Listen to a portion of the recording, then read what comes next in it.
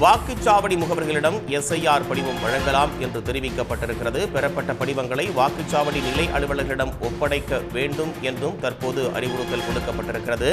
SIR கணக்கீட்டு படிவத்தை வாக்காளர்கள் வாக்குச்சாவடி முகவர்களிடம் வழங்கலாம் என்று தெரிவிக்கப்பட்டிருக்கிறது.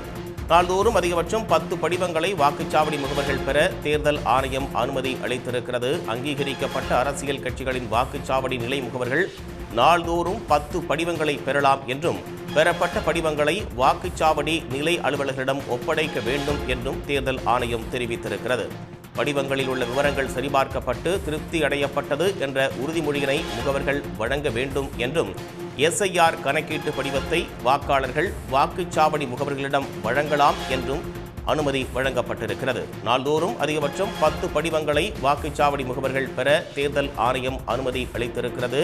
அங்கீகரிக்கப்பட்ட அரசியல் கட்சிகளின் வாக்குச்சாவடி நிலை முகவர்கள் நாள்தோறும் 10 படிவங்களை பெறலாம். உடனுக்குடன் செய்திகளை தெரிந்து கொள்ள சன் நியூஸ் பெல் ஐகானை கிளிக் பண்ணுங்க.